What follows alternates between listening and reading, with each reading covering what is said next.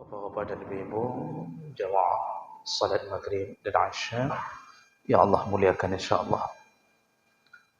Kita masih berada di dalam bab adab dalam berdakwah atau adab dalam mengajak kebaikan. Di pertemuan kita yang lalu, kita sudah membahas salah satu daripada adab dalam berdakwah, yaitu janganlah menghina, merendahkan, mengejek orang yang sedang didakwahkan. Kalau itu terjadi, walaupun apa yang kita ucapkan benar, tetapi karena cara kita menyampaikan salah, maka dakwah itu tidak akan mencapai targetnya. Dan bisa jadi menjadi bumerang bagi kita. Artinya karena kita mengejek orang yang sedang kita dakwahkan, malah dia menganggap kita tidak layak menjadi seorang pendakwah. Tidak layak kita menasihati kebaikan. Karena di mulut kita masih ada sesuatu yang dilarang Allah SWT. Karena Allah sendiri yang mengatakan la yaskhar qaumun min qaumin asa ay yakunu khairan minhum. Janganlah satu kaum menghina, merendahkan kaum yang lain, karena bisa jadi kaum yang dihina lebih mulia daripada yang menghina. Ini yang patut kita pegang baik-baik. Jangan merasa bahwa kita berada di posisi yang lebih mulia dibandingkan orang lain. Hari ini perkara seperti itu dilakukan. Jadi karena merasa lebih mulia, lebih benar. Bahkan ada yang merasa maksum. Ada yang merasa bahwa dia tidak mungkin berdosa. Lalu dia mulai menghina orang-orang yang tidak sepaham dengannya, dengan cara mengejek. Dan ujung-ujungnya ternyata bukan kedamaian yang didapatkan. Malah yang didapatkan adalah perpecahan. Dan ini yang paling senang adalah syaitan. Allah Subhanahu wa taala menyebutkan innama yuridu syaitan ay yuqi'a bainakumul adawata wal baghdha. Salah satu dari tipu daya syaitan, yang paling diinginkan syaitan adalah terjadinya perpecahan di antara kita. Padahal itu target syaitan, agar kita berpecah belah dengan nama-nama kelompok-kelompok yang kita anggap sepaham, hanya yang sepaham dengan kita. Akibat dakwah yang salah ini, apa yang terjadi? Banyak kelompok mulai memisahkan diri dari jamaah muslimin yang lain. Bahkan ada yang tidak mau ke masjid fulan, yang masjid fulan tidak mau ke masjid fulan, karena menganggap itu bukan orang kita. Nyan kan urang kita nyo. Ada bahasanya urang siblah. Kan enggak ada orang yang siblah. Orang kan semuanya dari atas kepala ke bawah kan lengkap. Tapi dianggap ini bukan orang kita. Asal bertemu timbul kebencian. Asal ceramah selalu mengejek kelompok yang tidak sepaham dengan kita. Dan ini benar-benar tidak sesuai dengan apa yang diinginkan oleh Allah dan Nabi SAW. Walaupun mulut kita selalu mengatakan kita akan terus taat pada Nabi, kita taat pada Allah, tapi ternyata yang terjadi kita pecahkan persatuan sesama Muslim hanya gara-gara urusan-urusan yang kita anggap kita berada di posisi yang benar. Dan hari ini telah terjadi. Maka jemaah belaka Allah, bapak-bapak dan ibu-ibu yang Allah muliakan, jangan sampai kita mendakwahkan kebaikan tapi sifatnya mengejek. Kalau hanya sekedar mengajukan sebuah pendapat, silakan. Silakan, tapi jangan merendahkan, jangan menghina. Merasa diri benar boleh, tapi merasa diri paling benar jangan. Merasa orang salah okey. Itu biasa. Merasa orang salah itu biasa. Tapi jangan pernah merasa bahwa kita tidak pernah bersalah. Inilah yang membuat hari ini kita melanggar permintaan Allah. Allah mengatakan, wa'tasimu bihablillahi jami'a wa la tafarraqu. Berpegang teguhlah engkau pada tali Allah yang satu. Janganlah engkau berpecah belah. Tentu tali Allah yang dimaksud adalah tali sesuai dengan syariat Allah. Nah, masalah furu'-furu', masalah cabang-cabang terjadi perpecahan pun itu hal yang biasa. Saya akan ulang kembali kalimat, Islam tidak pernah melarang terjadinya perbedaan pandangan. Yang dimaksud adalah perbedaan pandangan. Islam tidak pernah melarang terjadinya perbedaan pandangan. Yang dilarang oleh Islam adalah perpecahan. Efeknya buruk sekali, Pak. Akibat perpecahan, efek negatifnya buruk sekali. Dan yang paling gembira adalah syaitan. Syria hancur. Mesir hancur. Jadi, akibat kelompok-kelompok, punya kelompok-kelompok yang beda pemahaman dan saling menjelekkan. Lalu ada yang mencoba mendekati pemerintah untuk menghancurkan kelompok yang lain. Di Mesir, kelompok Ikhwanul Muslimin yang dipimpin oleh Imam Hassan Al-Banna itu dianggap kelompok radikal dalam pemerintahan. Padahal kenyataan sehari-hari waktu kita lihat, malah yang paling kuat memegang teguh agama adalah kelompok mereka. Tapi kemudian ada kelompok yang lain menjelek-jelekkan, yang ini pun tidak tahan.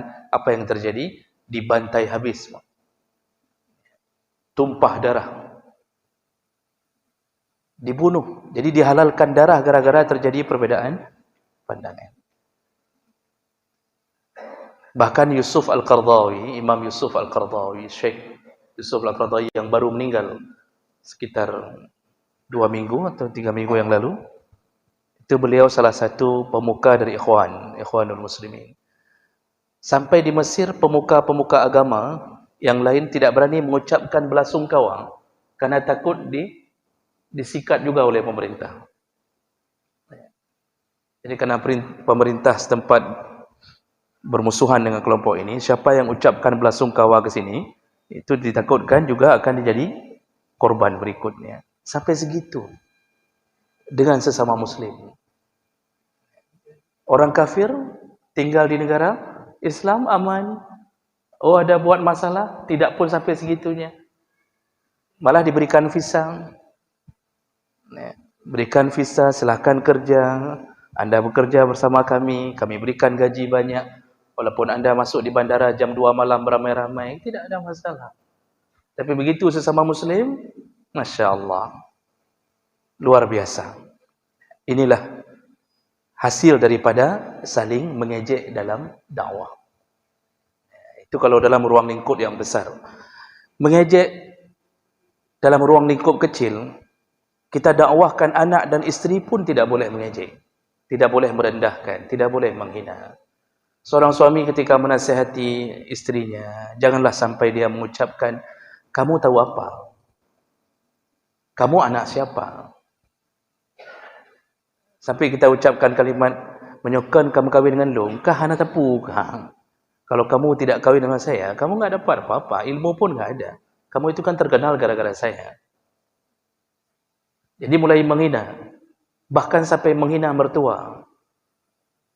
Kah bangai, ayah kah bangai, mak kah bangai. Jadi sudah dibangai-bangaikan semua. Ini dakwah begini, walaupun kita ingin mengajak isteri ini berbuat baik, tapi terluka hatinya. Hati yang telah terluka, untuk kembali sembuh seperti sedia kala tidak bisa. Walaupun sudah dimaafkan, tapi terngiang-ngiang di dalam hatinya, bahwa orang tuanya pernah direndahkan, diejek, hanya gara-gara suami mendakwahkan kebaikan pada isteri. Jadi jangan sampai merendahkan siapapun, silahkan dakwah, beda pandangan silahkan, tetapi jangan merendahkan. Baik, itu sebagai tambahan yang perlu kita kuatkan sesama kita. Jadi buanglah jauh-jauh sifat bahwa kita penghuni surga, yang lain penghuni neraka. Buang jauh-jauh sifat seakan-akan masjid kita adalah ahli surga, masjid yang lain adalah ahli neraka. Nyan pai habah jauh-jauh nyan. Jadi sampai saya akan mengatakan kalau bapa dengarkan atau ibu dengarkan pengajian yang mulai menjelek-jelekkan, perlu difikir ulang, ini pengajian atau provokasi.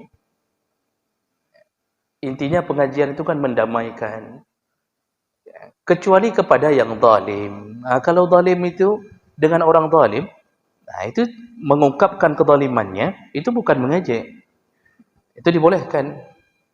Maka Rasulullah SAW mengatakan dakwah yang paling, perkataan yang paling hebat adalah ketika berbicara yang benar di depan penguasa yang zalim. Inda sultanin jair, kata Rasulullah. Berani bicara di depan sultan yang zalim, itulah jihad yang paling besar. Karena efeknya berbahaya. Ya, malam bicara, subuh sudah hilang. Itu efeknya. Tapi itulah orang-orang yang paling berani di sisi Allah SWT. Nah, jadi Bapak Ibu yang Allah muliakan, ini adab yang perlu kita jaga dalam mengajak kebaikan pada orang. Kita sambung sedikit lagi. Berikutnya, adab berikutnya dalam berdakwah adalah isy'ar al-khasmi bi hurriyatihi fi qabulid da'wah. Jadi salah satu daripada adab berdakwah adalah biarkan orang yang kita dakwahkan memilih pandangannya sendiri setelah mendengarkan dakwah kita. Jadi jangan ada unsur paksaan. Ketika kita ditanya tentang suatu perkara, yang bertanya kadang-kadang punya maksud. Kadang-kadang kan ada model-model dalam pengajian yang temannya bukan untuk mencari kebenaran, tapi untuk mencari pembenaran. Kan ada, sering kan dalam pengajian-pengajian bertanya bukan untuk mengetahui kebenaran jawabannya, tapi untuk pembenaran. Artinya kalau enggak sesuai dengan keinginan si penanya, maka dianggap ustaz itu tidak beres. Dengkunya hana beres ustaz. Elun tanya mana? Saya tanyanya ke sini. Dia mau mendengar jawaban yang sesuai dengan apa yang sudah dia tahu. Ternyata dijawab berbeda dan dalilnya ada begini dan begini. Langsung tidak terima. Kenapa? Karena belum apa-apa sudah simpan duluan jawaban.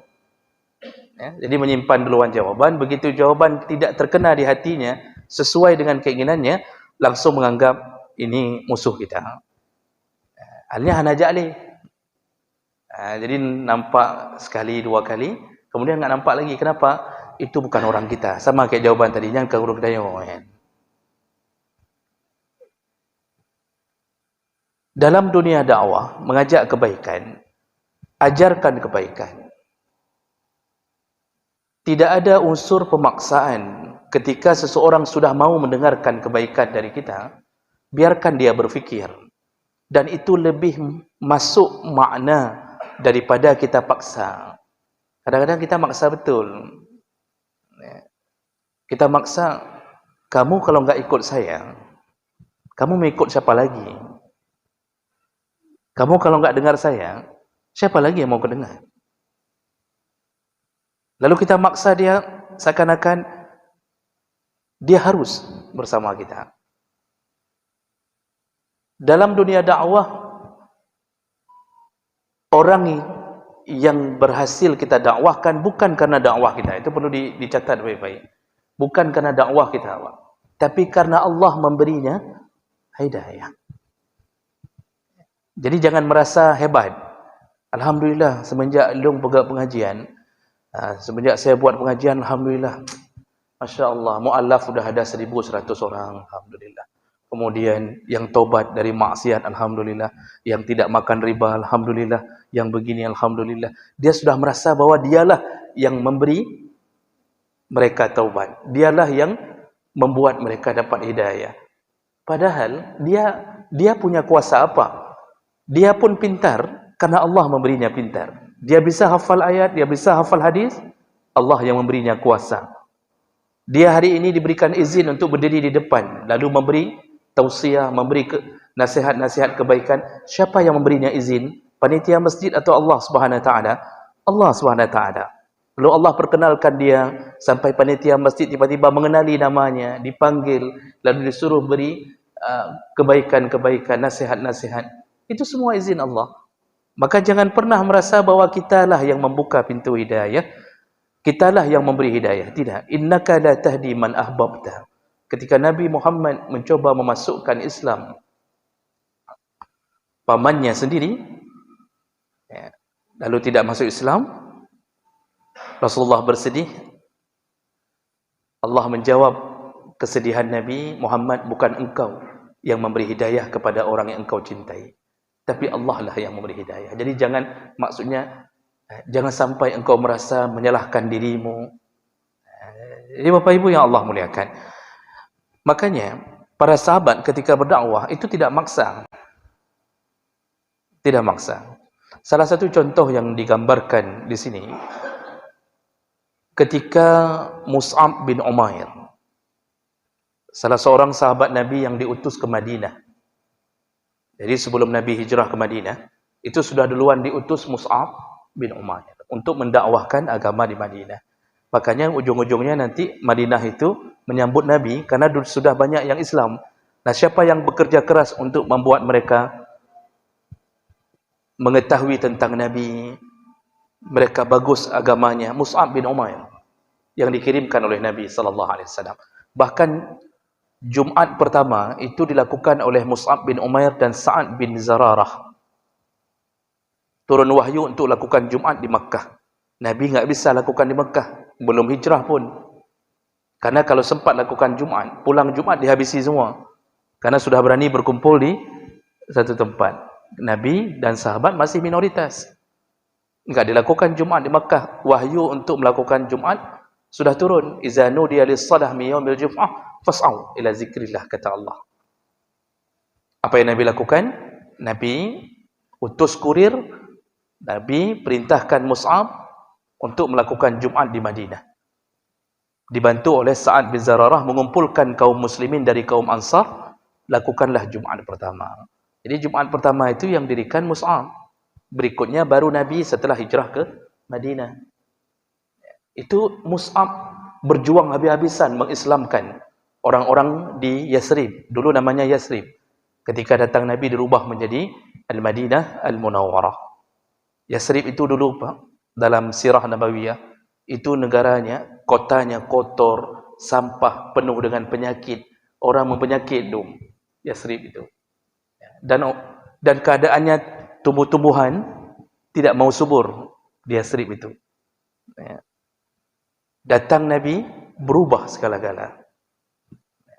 Dirubahlah menjadi Al-Madinah Al-Munawwarah. Nah, Mus'ab ketika mengislamkan sahabat-sahabat terbaik dari kaum Ansar. Contoh di sini dalam salah satu riwayat Asar disebutkan, ketika beliau setelah banyak mengislamkan kaum-kaum Ansar yang lain, masih ada dua orang pembesar Ansar, pembesar Yasrib yang belum masuk Islam, yaitu Asid bin Hudhair dan Sa'ad bin Mu'az radhiyallahu anhuma. Lalu kemudian Mus'ab menemui mereka. Apa kata Mus'ab kepada mereka? Dicatat dalam sejarah.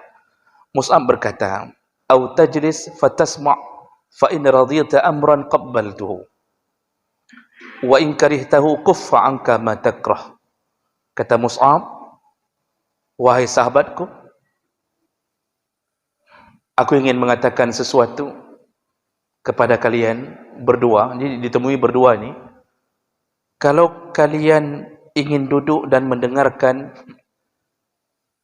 dan kalian ridha dengan apa yang aku ucapkan, maka terimalah Islam. Tapi kalau engkau benci, engkau tidak suka dengan apa yang aku bicarakan, maka aku cukupkan, tidak akan kubicarakan kedua kalinya. Artinya aku akan minggir, aku tidak akan dakwahkan lagi kalian. Lalu dua orang sahabat ini mengatakan, itu yang begitu boleh. Jadi maksudnya baik paksa kamu. Jangan paksa kami. Okey, kamu bicara, kalau kami suka, kami terima. Kalau kami tidak suka, kamu yang harus pergi. Jangan bicara lagi tentang Islam di depan kami. Itu maksudnya. Akhirnya, Mus'ab dengan keilmuannya, dengan doa dari Nabi, dia bicarakan tentang Islam, kebaikan seorang Nabi, agama ini begini-begini. Setelah didengarkan dengan baik, langsung Sa'ad bin Mu'az mengatakan, inilah agama yang terbaik. Diterimanya, Pak. Ternyata dia reda, inilah agama yang terbaik. Setelah itu, kebetulan ini pembesar nih. Kalau sekarang bahasanya kepala suku. Kalau sekarang, atau Pak Kecil lah kalau sekarang. Lalu dia katakan kepada kaum Yasrib yang di bawah kepemimpinannya, di tempat dia itu, dia katakan, kalian kenal siapa aku selama ini? Penduduk di situ mengatakan, kami kenal. Engkau orang yang jujur, engkau orang yang amanah. Artinya dia baik, profilnya juga baik sebelum ini. Lalu dia mengatakan, aku telah masuk Islam. Dan barang siapa yang menemuiku di sore hari ini, jadi tidak katakan di pagi hari, aku telah masuk Islam. Dan barang siapa yang ingin menemuiku dengan satu urusan, mungkin perlu tanda tangan, mungkin macam-macam, lagi urusan biasa, namanya juga kepala suku. Siapa yang perlu menemuiku di sore hari ini, tidak akan kulayani kecuali dia telah mengakui Allah dan Muhammad sebagai Nabi. Disitulah penduduk di situ beramai-ramai masuk Islam. Karena Pak Keciknya sudah luar masuk Islam. Lihat bagaimana hidayah Allah beri melalui dakwah yang santai, santun, sampai diberi izin. Makanya katanya kalau kita datang ke satu tempat yang kira-kira mungkin tidak terlalu cocok dengan paham kita selama ini, santai saja. Tanya, kalau mau dengar boleh, kalau tidak suka saya pergi. Makanya dalam urusan apapun, tajak orang ponggok, kita datang ke kampung orang, lalu kemudian ada masalah-masalah yang mungkin tidak sesuai yang selama ini kita dengarkan, kita diberikan izin untuk jadi imam. Tanya dulu kepada penduduk setempat, di sini ada kunut atau tidak. Imam Syafi'i kan begitu. Datang ke kampungnya mazhab Hanafi, dia tidak berkunut. Demi menghormati apa yang telah dibiasakan di kampung. Begitu wibawanya, begitu bijaksananya. Itu orang alim itu begitu, orang saleh itu begitu. Jadi jangan memancing permusuhan di kampung orang. Itulah kebijaksanaan dalam berdakwah. Jadi jemaah mereka Allah Subhanahu Wa Taala, pintar-pintarlah dalam mengatur kondisi ketika kita mendakwahkan agama. Dan ini berlaku kalau dakwahnya untuk orang yang bukan tanggungjawab kita, Pak. Tapi kalau untuk orang yang tanggungjawab kita, nggak ada cerita ini. Kita nggak boleh bilang sama anak yang sedang pacaran, nak, bapak mau bicara. Kamu kalau mau dengar boleh. Kalau nggak dengar, kamu silahkan pacaran. Itu nggak berlaku, Pak. Itu orang yang di bawah tanggungjawab kita. Itu bahasanya dirubah. Nak, kau dengar. Kalau nggak dengar, ku hambur ke malamnya. Kalau engkau tidak dengar, ku hambur malam ini. Nah, itu kalau untuk orang tanggungjawab kata, karena dia yang membawa kita ke dalam neraka nantinya. Ke istri juga begitu. Boleh memaksakan kebaikan. Tapi kebaikan, jangan kita nggak tahu diri. Kita pemain game judi online. Tapi kita dakwahkan istri, kamu jangan buang waktu ya. Kata istri, kah yang bodoh. Kau poh 2 malam, pulang jam 2 malam. Nanti kurang modal untuk beli chip di Dana. Ini pakai Dana sekarang. Karena ada yang bilang sama saya, tu Ustaz melalui Dana dia beli chip-chip itu. Itu minta modalnya sama mahar isteri, ngajuk pinjam bank. Itu suaminya yang kurang ajar yang begini, Pak. Nah, jadi ini berlaku bagi orang yang bukan tanggungjawab kita. Dakwahlah dengan baik.